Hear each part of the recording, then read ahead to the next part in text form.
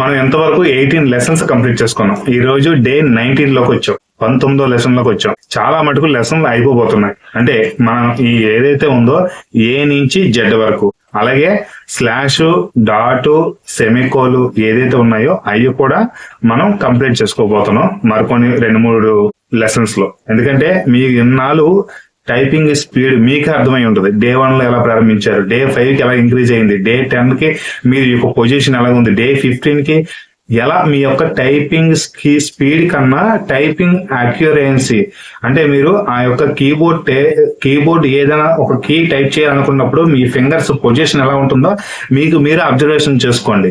నేను ఏదైతే టైమ్స్ చెప్తున్నానో ఆ టైం మీరు రెగ్యులర్ గా ఫాలో అయినట్లయితే డెఫినెట్ గా మీ కాన్ఫిడెన్స్ మీకే తెలుస్తుంది.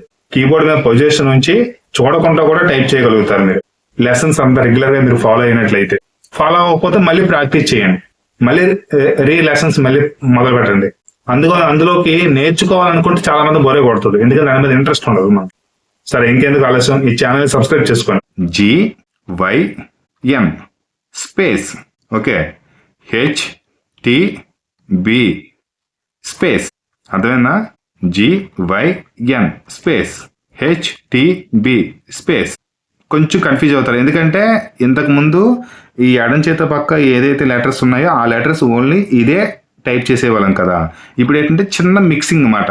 అంటే ఒక లైన్లో ఈ 2 అక్షరాలు, ఒక లైన్లో 2 అక్షరాలు, చిన్న కన్ఫ్యూజ్గా ఉంటుంది. కన్ఫ్యూజ్ అవ్వకండి, మెల్లిగా చూసుకుని టైప్ చేయండి, కన్ఫ్యూజ్ అవ్వాల్సిన అవసరం లేదు, ఓకేనా?